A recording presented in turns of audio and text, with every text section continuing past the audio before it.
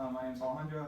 I'm going to be the PM, that's my partner Saz. The topic is that it's in the best interest of Iran to pursue nuclear weapons. Y'all ready?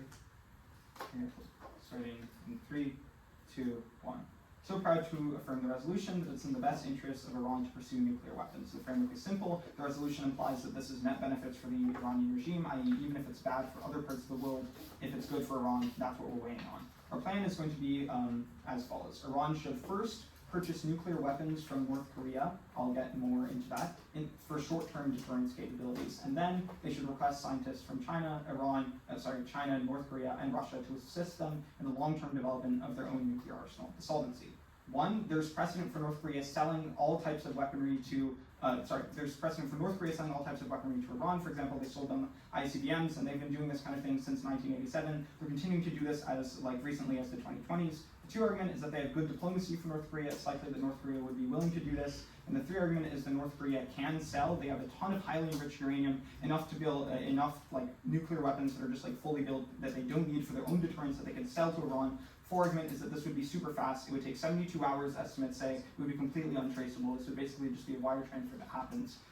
And the 5 argument is that since Israel is a one-bomb state, analysis says that Iran doesn't actually need that many bombs to achieve nuclear deterrence in the short term, because it wouldn't take that many bombs to completely threaten Israel, which is the main reason that they would be doing this. Okay, so with the plan out of the way, then let's get into the first major argument that's going to be about deterrence. Advantage 1, deterrence. Uniqueness. 1. Iran has been increasingly abused by the United States and Israel for around the last 30 years. For example, right now, 85% of their conventional drone defense is completely gone because of increased attacks against them. 90% of its industrial base, specifically related to their air force and stuff like that, has been completely destroyed. And generally, they're just being tariffed a lot, and things like that are happening to them. 3.2 million of their civilians have been displaced just in recent conflicts in the last couple of years alone, and this has been incredibly bad for them. 2 argument is that the reason this is happening is because treaties and diplomacy between the US, Israel, and Iran have not been solving. There's a plethora of examples. For example, in 2015, Trump just exited the JCPOA, which Iran had been maintaining thus far, and also things like the Algiers Accords, which were basically when the US led the US assisted coup in 1953. There's been a lot of things that have gone wrong where there were supposed deals between the US and Iran, but then those went south because the US violated them or things like that. And the reason that this is able to happen is because there's a lot of asymmetric warfare between the US and Iran, and also between Israel and Iran, because Iran doesn't have nuclear weaponry, it just has conventional weaponry, which has been significantly weakened, which means that these larger states basically have full reign over whatever they want to do with Iran. This means even if peace treaties are reached, which our opponents might say, we think it's unlikely that these are followed in the status quo, because there's no incentive for these big nuclear-wielding powers to listen to a smaller Iran until it can actually stand up for itself by having nuclear weaponry. So how do we fix this? The links are simple. First, in the short term, it purchases these nuclear weapons from North Korea, which we think is in keeping with the topic, because it says that they should pursue nuclear weapons. We're at discretion to say how. We think this is the most likely thing that they'll do. So then they'll have short-term deterrence, and then they can begin the development of their long-term deterrence to build up much more weaponry. We just think it's important for them to have the short-term deterrence as well. So then the internal links, yeah. How would they be paying for the nuclear weapons? They have a really high budget. We also think that there's a not zero possibility that North Korea would just give it to them, since they have really good relationships, and it's probably in North Korea's interest for there to be other similar rogue states like them that also have nuclear capabilities to stand up to the West, etc. Okay, so the internal links, basically Iran would quickly achieve a healthy second strike capacity against Israel and things like that because of the help from the North Korean nukes. And this would create a window for China and Russia to help them in getting longer-term nuclear stability with the scientists, etc. This means mutually assured destruction would start being in play in this area of the Middle East. That means that the US and Israel would not want to risk any kind of war with Iran, because they don't want to have to risk getting into a nuclear conflict with them. It just wouldn't be worth it. The impacts then are that this is going to prevent conflict in perpetuity, basically. And this is going to outweigh all of the other maybe short-term impacts on scope, because it means that there isn't going to be this cycle of violence consistently happening in the Middle East, where the US and Israel just keep going in and invading Iran because of this asymmetric warfare that we mentioned. Secondarily, it'll make the regime incredibly popular when they're able to prevent this conflict. For example, right now, 78% of people, Iranian people there, are really upset because they think it's the regime's fault that they haven't taken enough actions to safeguard them. We also think that this nuke is going to boost nationalism. It's a symbol of scientific progress. That's really important. We think this is also going to improve the balance of power between them and Israel and the others. Okay. The second advantage is going to be about appeasement. Basically, what do we see when there's like nuclear Iran? What does this mean for geopolitics? The first piece of uniqueness is that right now there's a ton of sanctions on Iran. There's things like the oil sanctions since 2018. There's more recent sanctions from the US and other parts of the West. The second point of uniqueness is that currently there's not a lot of international bargaining power that Iran has. It's pushed around in the UN. Like we said, those treaties aren't being followed. There's no trade with Iran and other parts of the world. Its investor confidence is super low because they keep getting bombed, which means external actors don't want to invest into them. Then independently, like businesses within Iran are like going other places because it's like there's not a lot of like confidence right now. So then the links. Once the first advantage triggers and we have this kind of deterrence that's created, or the perception that that deterrence is likely to be created in the future, it's going to fundamentally change the kind of state that Iran is on a global scale, because there's this idea of a nuclear state, and that nuclear states, especially rogue nuclear states, need to be interacted with in a vastly different way. For example, look at how we've been appeasing North Korea more and more because there's that threat. So this means that Iran is now going to be stable and powerful and smaller countries are going to partner with it and becoming a nuclear power.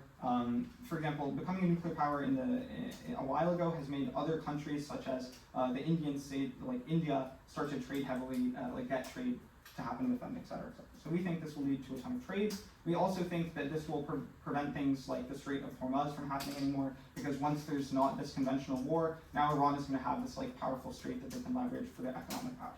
So to summarize, essentially our plan has two steps. First is to guarantee short-term stability for Iran by making the strategic purchase or taking a loan from North Korea or whatever it is, and then in the long term they'll achieve their nuclear capacity in the same way that other countries have. This will ensure mutually assured destruction, which will prevent conventional warfare from happening to them, as well as potential like other nuclear threats from happening to them. And additionally, it'll make them a post-nuclear state, which means other actors need to appease them. They'll start doing a lot more like economic engagement with them. There'll be things like trade, investor confidence will go up, the quality of life for Iranian people will go up a lot, and we urge you to evaluate this through the lens of what's best for Iran specifically, as that's what the topic suggests.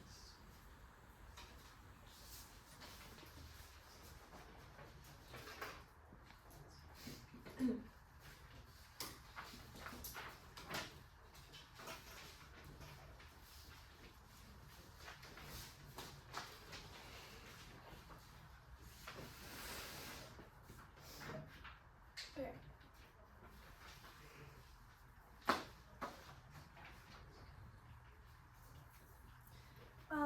Are you guys okay with an off-time roadmap?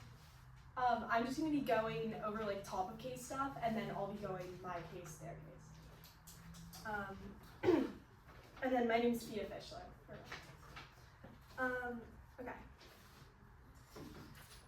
I'll start on my first one. I'm so proud to negate the resolution. Okay, let's start quickly on framing. We agree with their analysis of like this is a net benefit thing, but they really focus specifically on like we only want to focus on what is in the best interest of Iran. We agree that that's what this topic is about, but we also think that in doing so, Iran would have to consider the backlash and the reaction that they would get from other countries, because that is ultimately something that would affect Iran in turn, in how not only smaller countries around them, but also how larger countries such as the United States and Israel, which is the major countries that they are in a conflict with right now, would react to this very thing, which is kind of something that they ignore within their case. Okay, furthermore on framing, you need to judge on like the net risk-weighted harm, meaning like the side that prevents the greatest expected irreversible damage to win. So like the government must prove that they maximize benefits when Iran pursues nukes, and we must prove that the pursuit of nukes creates like unavoidable harm within this debate and creates like a net harm for Iran. Okay, now with that, I'm going to be getting into my team's case. I also want to point out, like within the topic of this debate, the pursuit of nuclear weapons is different than like the acquisition and actually having nuclear weapons. So when it comes down to their case, it's not saying that like Iran should have nuclear weapons, Iran should acquire nuclear weapons, it's that they should pursue that. So we need to take into consideration what the pursuit, when it comes to their plan, when it comes to what that would mean with North Korea, would actually look like when also weighing this debate. So our contention one is that the pursuit of nuclear weapons would worsen conflict. We say that it is actually Iran's pursuit of nuclear weapons worsen conflict by triggering existential crisis for regional neighbors and escalating tensions with the United States and with Israel. We need to look at historical context. That is our subpoint one. Iran has formally threatened and been in conflict with Israel for 45 years, beginning immediately after the 1979 Islamic Revolution. Iran's explicit calls to destroy Israel make its nuclear pursuit a primary concern, especially in terms of its own best interests. If a country vows to destroy another country with nuclear weapons, they threaten immediate mass casualty destruction risk, global nuclear escalation, and breaks to long-standing international wars. They need to realize right now that the United States and Israel are coming against them, and they have the manpower, especially with the United States having the backing of NATO. Therefore, the pursuit of nuclear weapons and wanting to bomb Israel or do these things that the AF gets up here and proposes would have major risks. The risk of therefore being bombed back is something that the AF completely tries to ignore. They make it seem like they would have one bomb against Israel and then there would be peace and nuclear deterrence and everything would be okay. But they completely ignore the international reaction that is very likely to happen after that bomb, particularly because of the way that the United States and Israel have been like companions throughout this whole war against Iran through this. Why would this be devastating for Iran's best interests? Well, the U.S. will use any means necessary to prevent Iran from obtaining nuclear weapons for this very reason. We have seen this in the status quo. If a country has a long-threatened war, if given the chance, the world would do anything to stop that, including invasion and bombings. We've seen this with the sanctions. We've seen this as the United States attempted to bomb the nuclear production that Iran was doing within its own country. That would only happen at a larger rate if they were attempting to acquire those nukes from another country. That is bad for Iran, not in its best interest if everyone will end in war with the second they pursue this with Israel. Furthermore, our subpoint 2 is on NATO. In a world where Iran begins pursuit of nuclear weapon and is successfully able to develop a nuclear weapon, there is a very large chance of risk in terms of war. They intend to use that weapon on Israel, they say that, which would then trigger U.S. involvement and massive escalation that also would threaten NATO member countries through basically allyships through the U.S. and direct involvement if escalated to that level. We need to consider, we think that something that's very important to consider within this debate is the retaliation, which is not something, they don't remotely touch on throughout their case what the reaction would be from the United States, what the reaction would be from Israel. This completely undermines who is the conflict between right now. It's not between North Korea, it's not between these other countries, it's between the countries that they don't touch upon. They don't talk about the reaction, and the reaction has a large enough impact that if I were a country and my country's already being destroyed by these two countries and I'm like, oh, let me just like try to fight back with like a really big weapon, but like I'll be fine in the long term. Like that's not how it works. I want you to use a little bit of logic. They don't even remotely try to like solve for that within their own world. Furthermore, our second contention is on the economy. So we see that the pursuit of nuclear weapons subjects Iran to sanctions, pushing the country further towards economic decline. The Iran nuclear agreement, known as the Joint Comprehensive Plan, was reached between Iran and several powers in 2015. As they say that the U.S. has pulled out of it and started those sanctions again. But the pursuit of nuclear weapons, we say, goes towards making it so that we would never be able to get back to that treaty at any point in time. If Iran has nuclear weapons and pursues those nuclear weapons, they are basically saying, okay, we're fine with sanctions from the United States, from the UK, from all of these countries for as long a time as possible. They don't really prove to you. They basically say, oh, nuclear powers is good for smaller countries around Iran, but what about the large global powers that will continue, if not increase their sanctions, as we already have seen them do in the status quo? If they were to actually violate the very treaty itself that was made towards, making it so that Iran would actually lower those sanctions, it would only make that happen for the rest of the long term and for continuation. Furthermore, prior to the JCPOA, we can see that Iran's economy suffered from recession, currency depreciation, inflation, etc. We can see that in the future, we can only assume that Iran's economy would continue to do that until they stop obtaining these nuclear weapons, because they would be violating this, because all of these countries that they would be angering would only want to strike back harder because of these reasons and more. Okay, furthermore, with that, I'm going to be getting into some refutations. Okay, so first off, basically on their plan. So they basically get up here and they're like, oh, we're going to be getting nuclear weapons from North Korea. They never say where this budget would be coming from. Like right now, Iran's economy is like they basically say, oh, there's like a chance North Korea could like give it to us for free. Like, first of all, why wouldn't they have done that in the status quo? Like, we don't think that this is like true whatsoever. North Korea also has like a lot of hegemony. They're not just going to be giving up these nuclear weapons for free. They would have done this in the status quo already. And furthermore, nuclear weapons are like very advanced technology that like takes a lot of money to create. And also we think that it's like unrealistic that Iran just has all of this money to obtain these nuclear weapons. Furthermore, on this, they say North Korea might just give it to them. We say like that's not actually going to happen.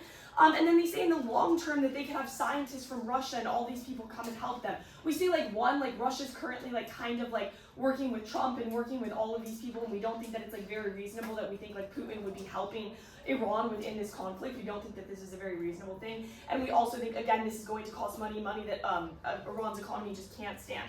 First of all, on their first contention on deterrence, they basically argue for a world where Iran has a nuclear weapon just like fall into their lap. They never tell us how the pursuit of this bomb would set the country up. We argue that even when the pursuit is the most dangerous part of this whole ordeal, they only use this contention as an advantage to already having one. Furthermore, the thing that they completely don't talk about is that deterrence isn't just achieved, especially when deterrence involves bombing Israel within their own plan. That is not something that is just achieved, especially because we tell you that in the status quo, we argue that this would lead for them to have attacks back from the United States, from NATO, from Israel, which we argue is a bad thing, which we argue that the magnitude of that and the impact that that would have on Iran has a much larger impact, and that would not be in their best interest. Furthermore, on their contention too on appeasement, they basically say becoming a nuclear power is better for the economy. We tell you that Iran does not have the same legitimacy as North Korea in general. We can't use this as an example. They say that nuclear states get better treatment with the nuke example. We say that North Korea has allies with global superpowers. They are extremely unlikely to give some of their hegemony towards Iran just like over for free. And for these reasons and more, I urge you to cast a negation ballot. Thank you.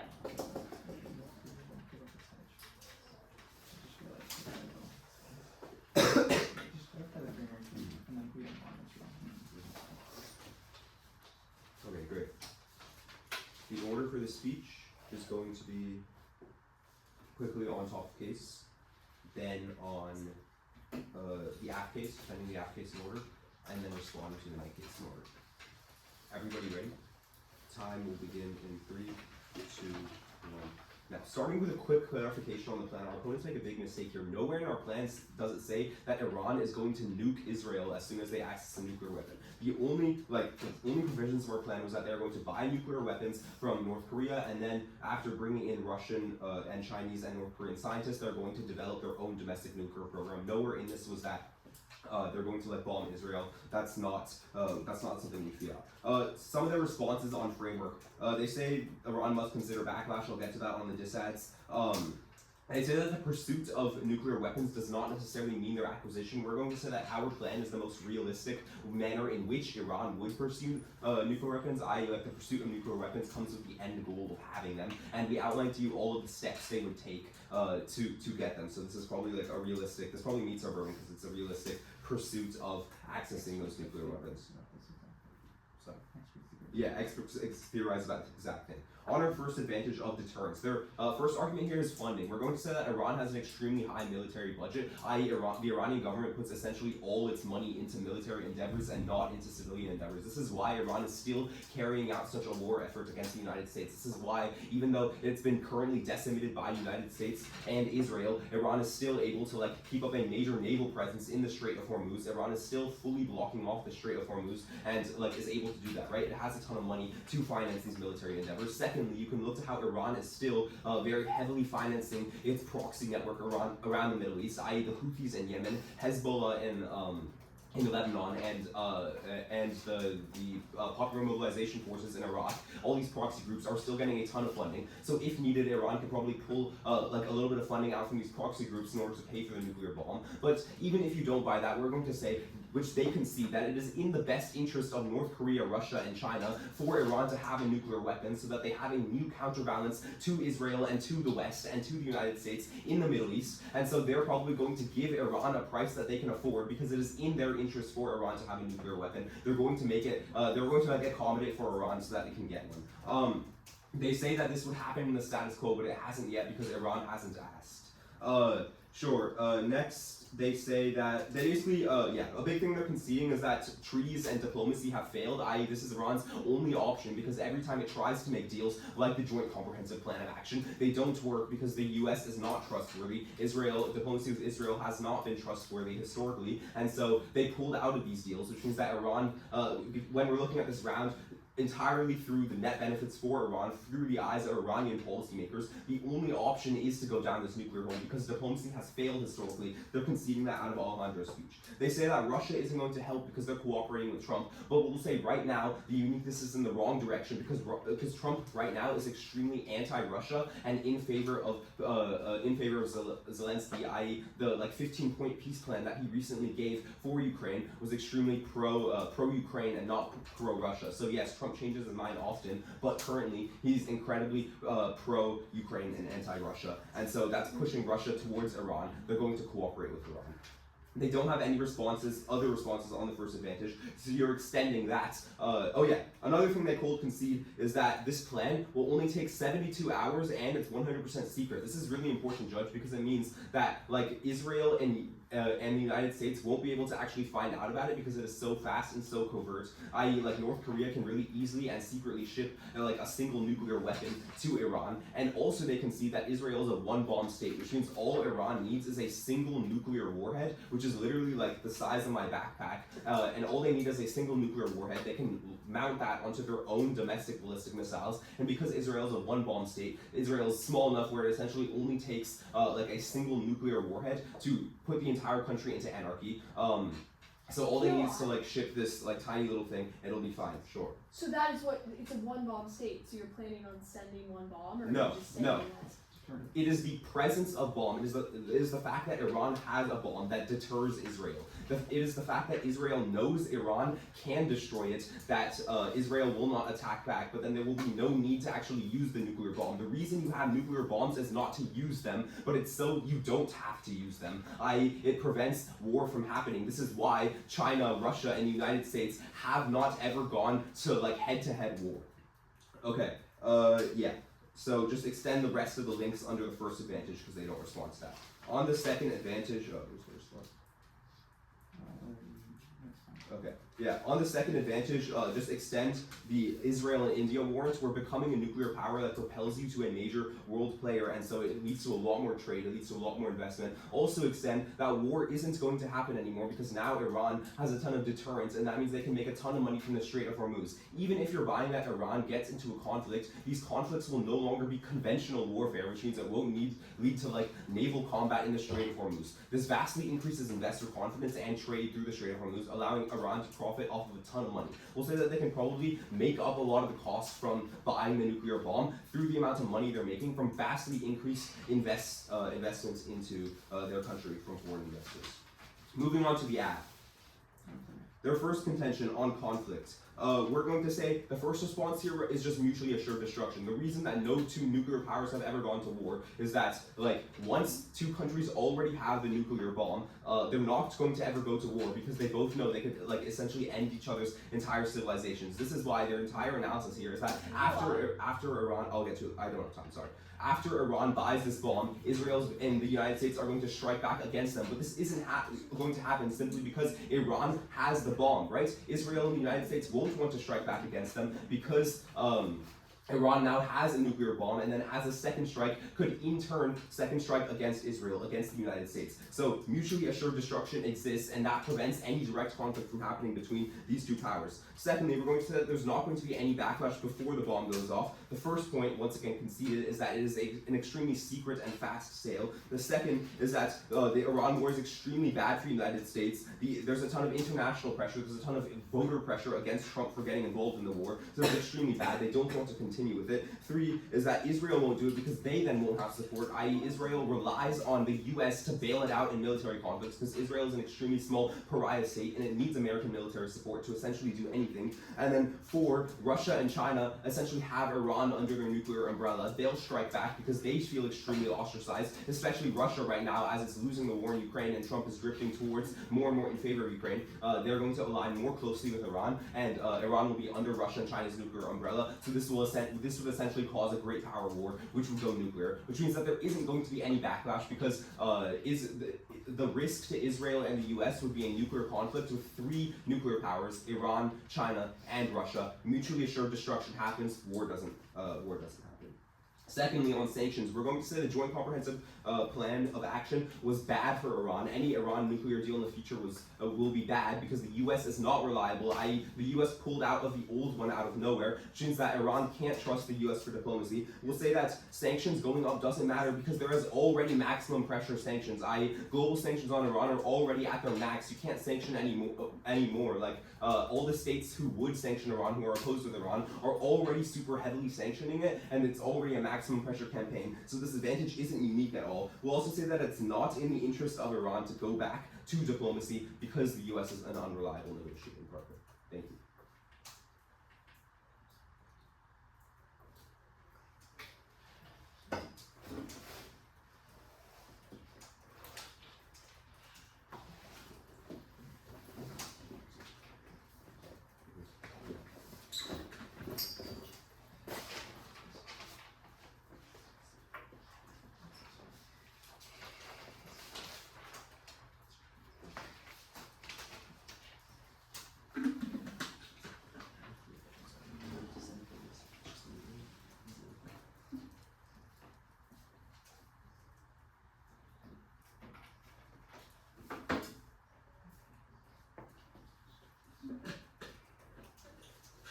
Can I give a brief off-time roadmap?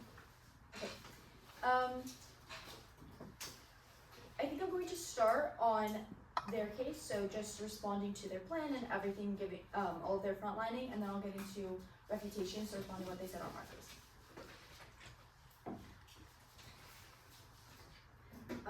My name is Leah Gray for reference. Time will start on my first. Hello judges, my name is Leah Gray and I'm the second speaker on the negation side. Okay, let's start by getting into some of their plans. So they basically get up here and they give you this plan that there are a lot of holes in. So let me just point those out to you very quickly. So the first, they act as though North Korea, Russia, and China would just comply and say that it's in their best interest. But this is so beyond false.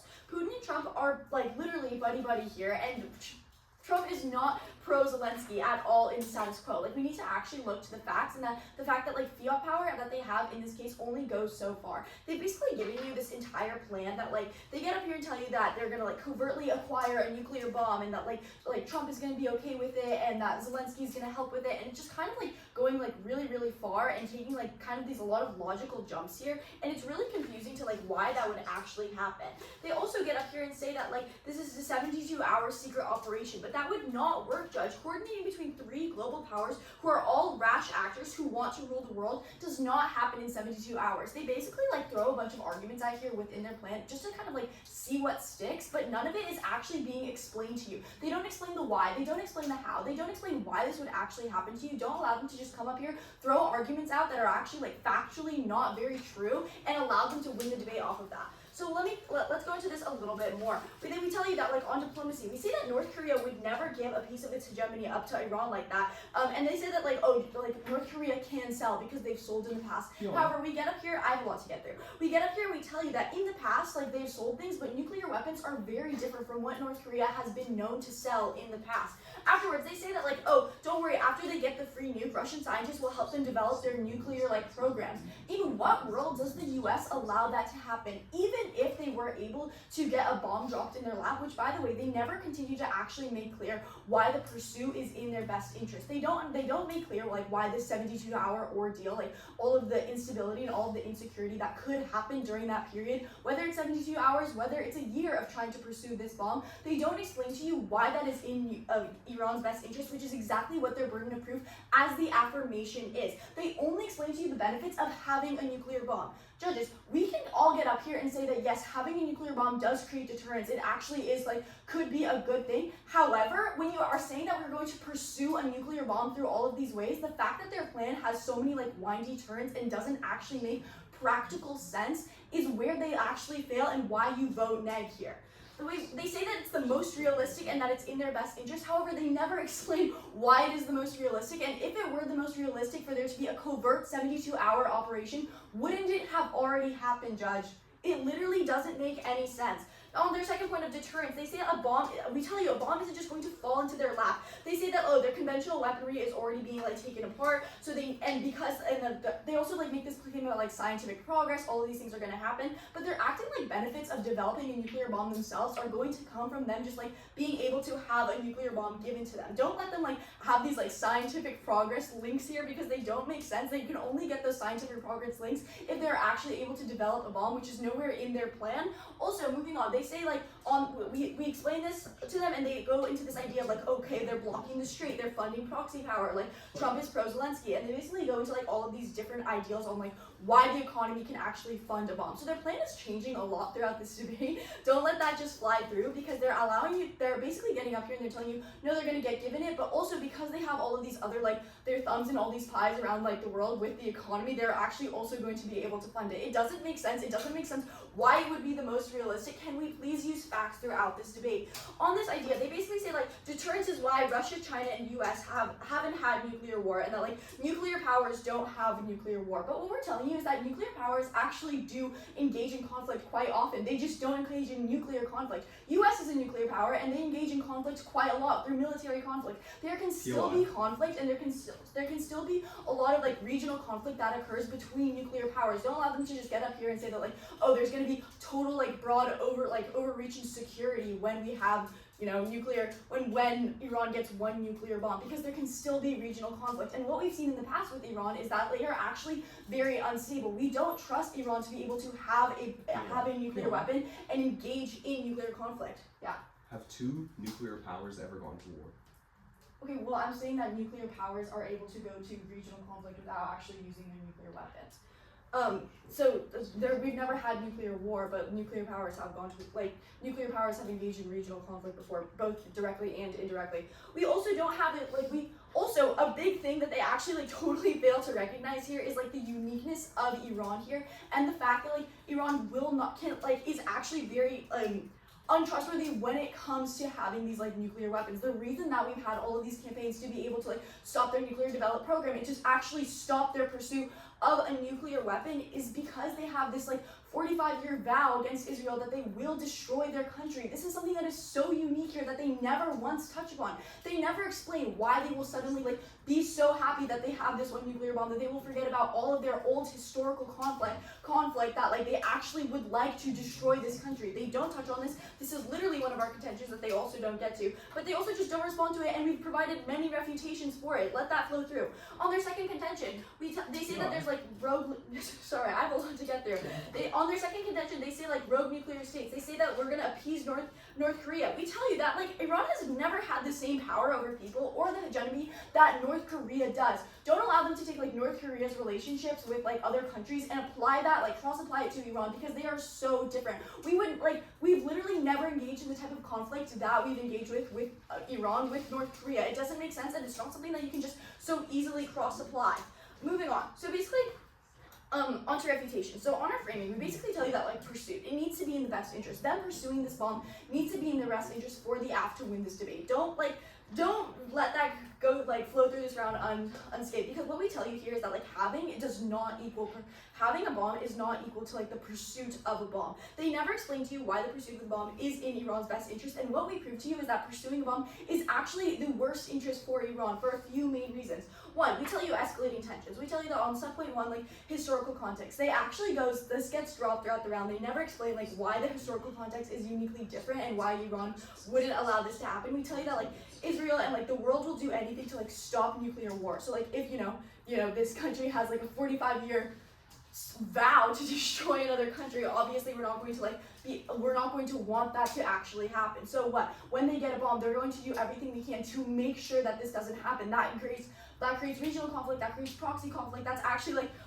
overall a very bad thing. On our second subpoint of NATO, we tell you that NATO conflict is bad for Iran. That is not in Iran's best interest to have all of NATO allies against it. That is not in Iran's best interest to have these other types of conflicts. That also goes pretty much dropped. They basically on that they just say that global sanctions are already at their max. But what we tell you is that when we see conflict happen and when there actually is a nuclear bomb used, and we argue that in the case of Iran a nuclear bomb would be used, that this is actually totally valid. We tell you that our second point of econ, we tell you that like pursuit makes a treaty impossible, and that the Iranian economy would actually really suffer, and that the GCPOA Iran, after the GCPOA Iran, the economy was suffering. We tell you that this is all really important, and this also goes unresponded to. Don't allow them to get up here, throw a bunch of arguments at you and see what sticks at the wall, and don't respond to any of our contentions. You vote a neg ballot. Thank you.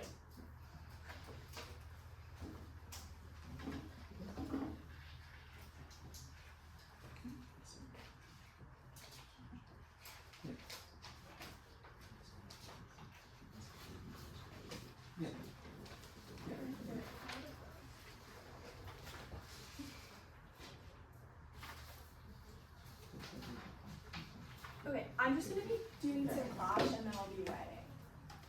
Okay, I'll start on my first one. Okay, I'm so proud to negate. I think I feel like this gets really messy, so I just want to go directly towards like the clash between, I think our contentions clash pretty directly. So our contention on worsening conflict, and they're basically like nuclear deterrence. Okay, so first of all, I want to just like have a quick like reality check. Nuclear deterrence might mean that there isn't nuclear war, but it doesn't mean that there's no conflict at all. So like they basically get up here and they're like, oh, have two like nuclear powers ever engaged in a war with one another? But they ignore the fact that the United States and Iran are already in a war with one another. So like this is like, it's not whether, it's like whether or not Iran would be acquiring a weapon in the middle of that war, and whether or not like they're kind of arguing that that would end that war. We say that this isn't going to end that war because we actually think that it's going to worsen the conflict because of this historical precedent. Now, what is this like historical precedent that makes things very unique? We basically tell you that like Iran has vowed, and most likely would if they obtained a nuke, as they explained, like they only need one small nuke to like destroy all of Israel and like cause chaos. And as they have vowed, like historically, this is what they would do if they were to obtain a nuke. And we say like the act of them deploying that nuke or obtaining that nuke is a bad thing, especially because they are already in conflict with the United States and Israel, who have a much larger like military manpower, who have the ability to harm the Iranian people at a much greater rate. And the like magnitude of that harm and the possibility of that harm, we argue outweighs all of their impacts, because we say that this harm is a negative thing. This harm would be worse than any of the harm that we have already seen obtained in the war. Furthermore, on nuclear deterrence, we don't actually think that this is met, because we also think that like the probability of their plan is like really like up in the air. We think that this is like a key voter issue when it comes down to today's debate, because we feel like, for one, they take a lot of steps within this plan, and I feel like there's not a lot of reality or probability used when they actually talk about it. They basically say that they're going to get these nuclear weapons from North Korea, from China, from Russia in 72 hours. And we're like, I just really want you to think about the probability of this. These are three major like authoritarian leaders who want to like rule each of their countries, and not only rule that, but like have their sights set on ruling like a much larger part of the world, and they care a lot about their hegemony. And we don't think that, one, they're definitely not going to give that up for free, and three, meeting an agreement that like favors Iran would take a lot more than 72 hours, and it wouldn't be able to do so covertly. We think that the United States or Israel would find out about it, which would only worsen the harm for Iran in the long term. Sorry, any arguments that this operation wouldn't be covert and the US and Israel would find out about it wasn't in the LOC or the MO. Yeah, you have your arguments about that it'll take longer than 72 hours, but you don't make any argumentation about it not being covert. So I think that, yeah. I mean, we said that we think it would take longer than 72 hours, and like with these actors, like I think the same logic has been perpetuated, but it's judge's discretion. Yeah, I think it's two different arguments, but whenever you're ready to continue. Okay. I'll start first. So we think this would take a lot longer than the time frame that they provide you with, which like is a pretty important thing, like whatever. Okay, moving forward. On our second two contentions, so they basically say like this is going to strengthen and like legitimize like Iran's economy, and like it's going to lead to like for them to cooperate with like smaller countries around them, etc. And we say that it's actually, when you weigh this on time frame, we think that in the long term they're basically like giving up any hope of ever like being able to solve their issue with the United States, or be able to have these like sanctions taken away from the United Kingdom as they have with treaties in the past. We've seen that we have been able to meet treaties that have been upheld for a certain amount of time, and we would argue that if they were to obtain these nuclear weapons, the sanctions would only get worse. Now, this is a bad thing because it puts their economy in harm for basically like the foreseeable future. So on time frame, we think you should weigh off of that. So weighing on probability, we basically explained to you that the probability that Iran pulls off the plan of the affirmation is very, very low. But Judge, the probability that the United States would find out about this new pursuit and deploy massive escalation, which we tell you would worsen the conflict, especially if they were to take attacks against Israel, is very probable. We outweigh. They don't really give you a why or a how. They just throw a lot of stuff at you, but they don't explain why it's going to happen. They don't tell you why it's in the best interest of North Korea or any of these things. And on magnitude, we tell you that nuclear escalation is the worst and most terminal impact within this round. We can see right now, Iran is already in shambles because of this war, because of the United States and Israel, and we tell you that in the status quo, the second that they obtain a nuclear weapon, that only gets worse because the United States and Israel will take any pursuit necessary to destroy them before they actually can use that weapon. And because of this, we win off of the uniqueness of Iran and Israel and their history that has gone completely dropped, and basically how there's not equal pursuit of this weapon. So thank you. Alright. Hi, once again, Malhandra. For the roadmap, it's just going to be like framework, then our plan, and then the major arguments. Yeah. Is everyone ready? Mm-hmm. Cool. Let's talk about this idea of pursuit.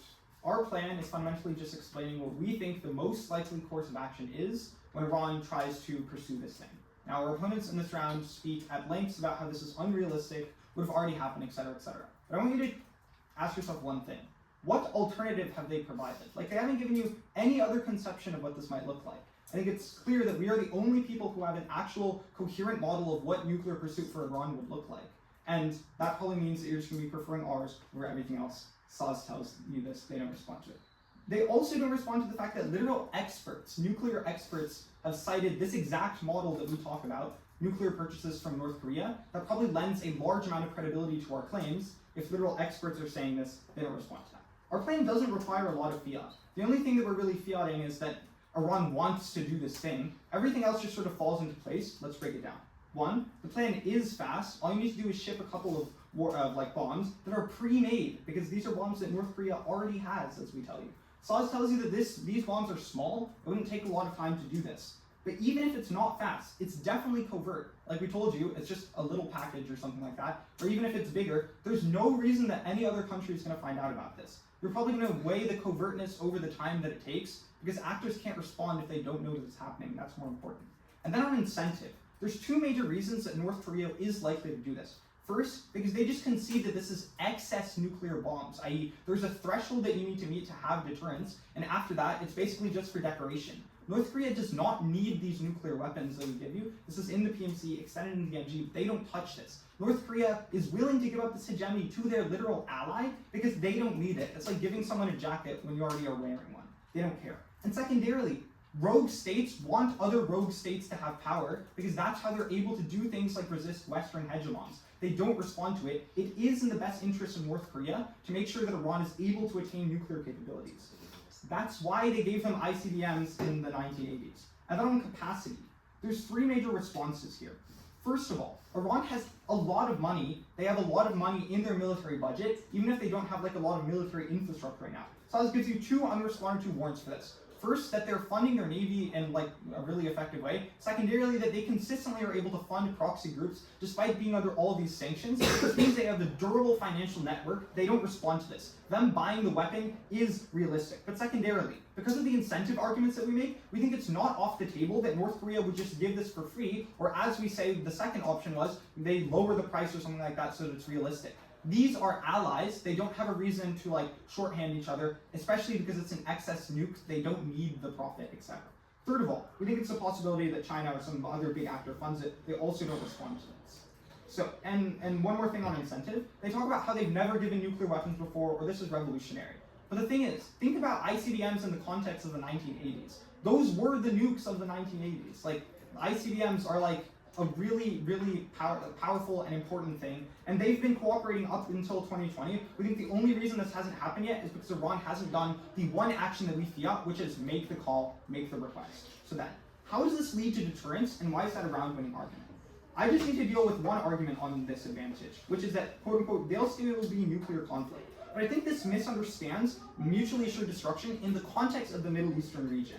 First, Israel won't risk even conventional conflict because it's a one-bomb state. What this means is not that we're going to bomb Israel with one bomb. What it means is that because of the geographic considerations of Israel specifically, it is very dangerous for it to be subjected to any kind of nuclear pressure because it would destroy a vast majority of its population hubs, etc. This means there's no incentive for Israel to get into this conflict. We don't think it's realistically. Secondarily, they just don't respond to the fact that these actors are not going to war with each other in the status quo. Why is no one attacking North Korea in the status quo, etc.? But secondarily, but also, recall what Saz said, there's 4 conceded responses to this that they don't touch at all in the bloc. First, it's secret and fast, which means there's not likely to be a response right away. Secondarily, that an Iranian war is bad for the US right now because of international and internal pressures, which means they're unlikely to mobilize against Iran in the status quo, or even in the future. Third of all, that Israel doesn't act alone, i.e. it probably won't be aggressive without the US. And fourth of all, that Chinese and Russian nuclear umbrellas check back. They just don't respond to this. The US or Israel will never take nuclear action against Iran because they would risk tension with these other really important actors. These 4 mechanisms also mean that we solve, even if you buy that our plan isn't the most likely thing, we think that just generically mutually assured destruction works. Mutually assured destruction is the largest impact in the round. It ensures that in perpetuity Iran will not be invaded. This is the most important thing.